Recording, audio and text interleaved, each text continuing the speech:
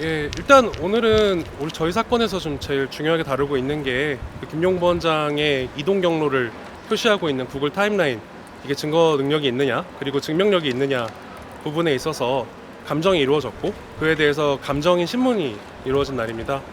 그 감정인께서 이제 제출하신 감정 보고서를 기반으로 검찰 측과 저희 측에서 각각 물어보고 싶은 내용을 정리를 했고, 주로 지금 검찰 측에서 의문을 제기하는, 그러니까 뭐 시류가 부족한 것이 아니냐, 오류 가능성이 있느냐, 이런 부분에 대해서 변호인 측은 어쨌든 원시 데이터, 즉 이제 구글 타임라인에서 빨간색 점으로 표시되는 부분에 대해서는 추가, 변경, 삭제가 불가능하다는 것을 확인을 했고, 그 만약에 일시적으로 오류가 발생한다고 하더라도 그 빨간색 원시 데이터들이 한 군데에 몰려서 어떤 경향성을 띠고 이동 경로를 표시하는 것이기 때문에 일부 오류가 발생한다고 하더라도 그 정도의 오차는 어떤 증거 가치를 줄일 수 있는 내용은 아니다, 뭐 이런 취지로 저희 쪽에서는 변론을 한 것이고요. 지금 확인될 수 있는 부분은 어쨌든 피고인 김용 부원장께서 이제 그날 16시 58분경 경기도 코리아 경기도 주식회사에서 출차를 한 다음에 그 경부고속도로 바로 옆에 있는 국도변이 있습니다. 그 국도를 통해서 귀가했다는 내용이고, 원심에서 인정한 범죄 사실은 이날 퇴근을 하고 유원홀딩스 사무실에 가서 유동규로부터 금품을 수수했다는 내용이기 때문에 사실상 저희 입장에서는 부재 증명이 피고인으로서는 이 정도면 충분히 증명된 것이 아닌가라고 하고 있습니다. 만약에 이 구글 타임라인 내용이 잘못되었다거나 피고인이 5월 3일 그 해당 일시경에 유원홀딩스에서 실제로 돈을 수수했으면서 휴대전화만 경부고속도로 옆에 있는 그 국도로 귀가하고 있었다는 점에 대해서 충분히 소명을 하지 못한다면 공소사실이 합리적 의심의 여지가 없을 정도로 증명되었는지 좀 의문이라고 할 것입니다.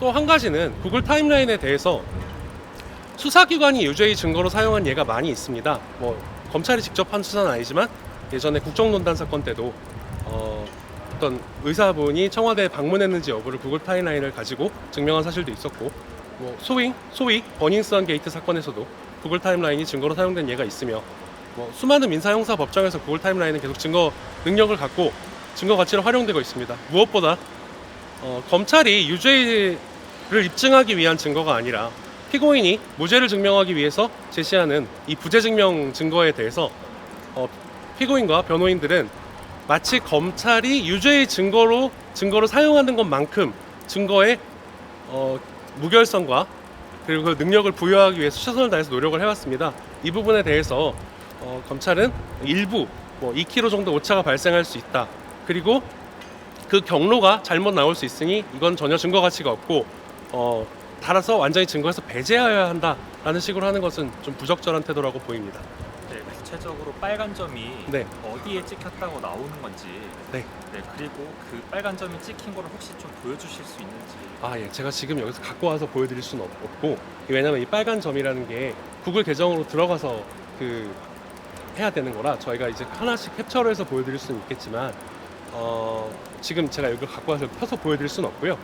실제로 어떻게 위치되어 있냐면, 그날 이제 검찰도 주장하는 바와 같이 16시 58분경 그 코리아 경기도 주식회사에서 출차 기록이 있습니다. 그리고 딱 그 시점부터 와이파이로 잡혀있던 수집 절차가 셀, 즉 디지국으로 바뀌면서 피고인 김용의 위치 정보가 서울 쪽으로, 서초동에 있는 본가 쪽으로 이동을 하고, 유원홀딩스 사무실이 있는 서판교 쪽으로는 전혀 이동하지 않습니다.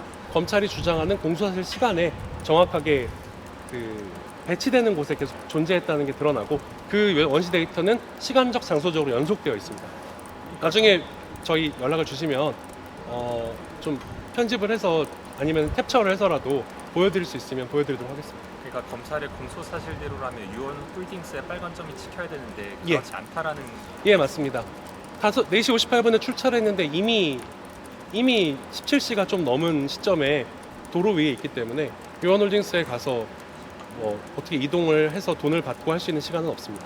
그 검찰에서는 당시 이제 아이폰을 김용 부원장이 쓰셨기 때문에 그 안드로이드로 이제 감정을 한 거에 대해서 좀 의문을 제기하신 것 같은데, 이거에 대해서 좀 어떻게? 일단 김용 부원장님이 당시에 구글 계정이 연동돼 있었던 휴대전화는 안드로이드 폰입니다.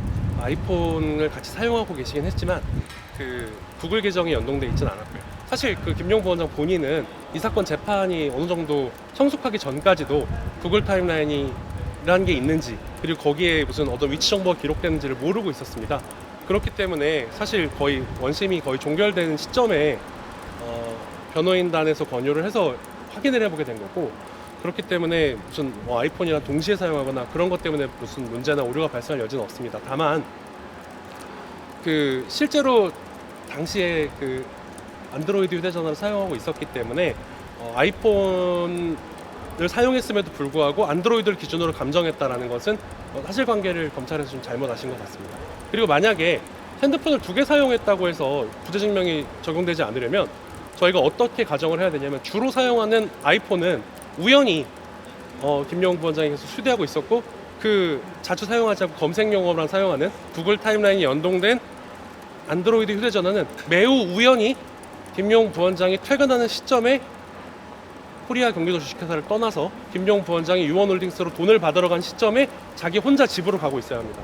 그렇지 않고서는 그런 설명이 성립되지 않는 것 같습니다. 방금도 살짝 말씀해 주시긴 했는데 네. 1심에서는 이거를 증거로 내지 않은 이유를 한 번만 더 조금 풀어서 설명. 지금 제가 신할찬 변호사인데요. 제가 그 작년 6월경 그 피고인 김용께서 그 보석 상태가 되었을 때, 그때가 이미 정치자금법에 대해서는 어느 정도 변론이 종결된 상태였습니다. 그때 그 항상 이 사건 쟁점이 결국은 부재증명, 즉 우리가 흔히 알리바이라고 하는 그게 좀 쟁점이 되고 있었기 때문에, 만약에 필요하다면 구글 타임라인을 보면 그 위치 정보를 확인할 수 있을 것이고, 그럼 이게 무죄의 증거로 사용될 수 있을 것이다라고 말씀을 드렸었고, 그때 제가 처음으로 그 구글 타임라인을 확인을 했었던 거고요.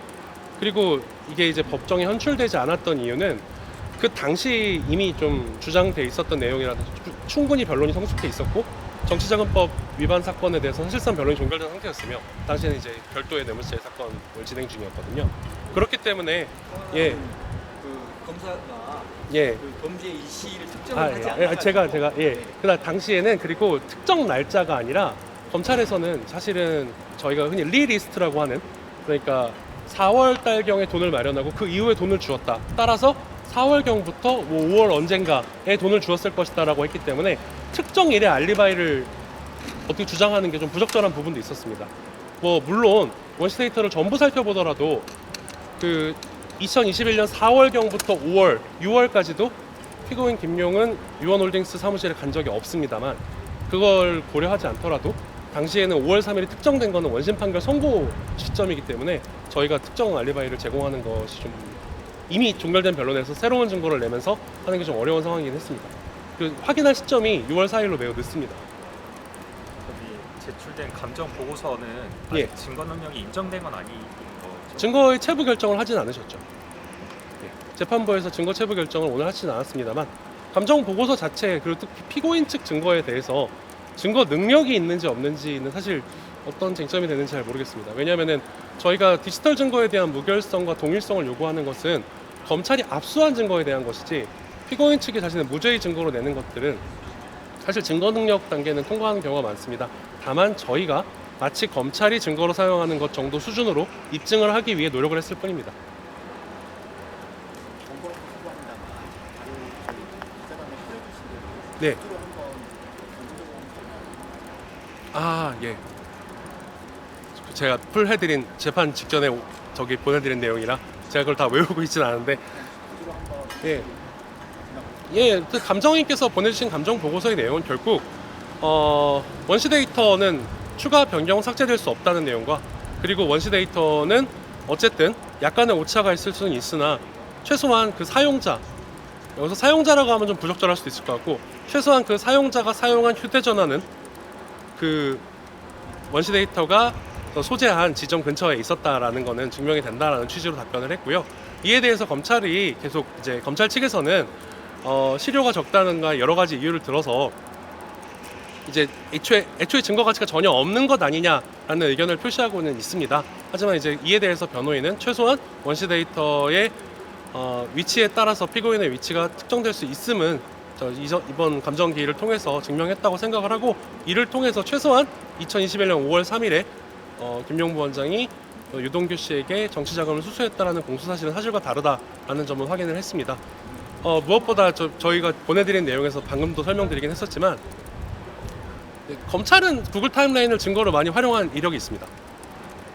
검찰은 오히려 활용한 이력이 있고 이제 오히려 피고인이 지금 활용하려고 하니 구글 타임라인이라는 것이 원래 증거 능력이 없다는 취지로 얘기를 하고 있습니다. 검찰에서 구글 타임라인을 증거로 활용한 것은 저보다도 더 기자님들이 더 많이 하실 수도 있는데요. 사실 기사들만 확인해 보더라도 타임라인이 증거로 활용돼서 피고인의 유죄의 증거로 활용된 사례들도 많이 확인하실 수 있을 겁니다. 그렇기 때문에 저희는 피고인 측의 부재 증명, 즉 알리바이를 주장하는 사안에서 이걸 증거 능력을 다투는 것에 좀 부적절하다고 생각을 하고 있습니다.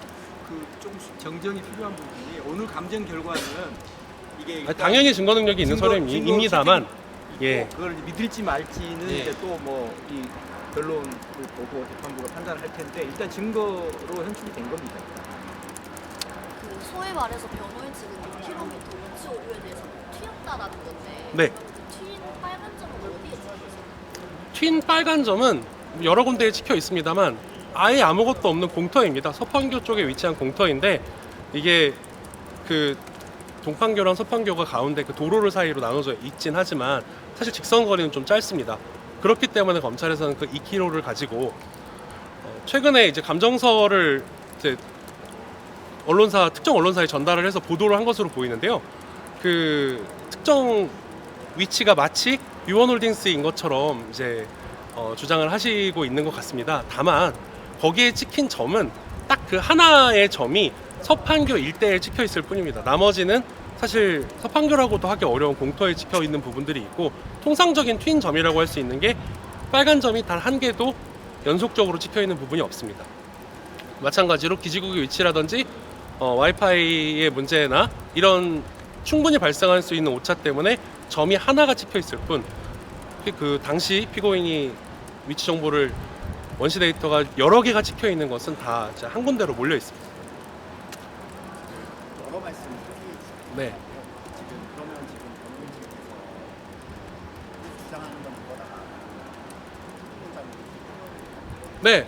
그래서 구글 타임라인 결과 피고인 김명은 2021년 5월 3일 4시 58분 퇴근하여 6시가 조금 넘은 시각에 자택에 도착을 하였고 그 이동 경로는 원시 데이터를 통해서 매우 촘촘하고 시간적 일관성 있게 표시되어 있습니다.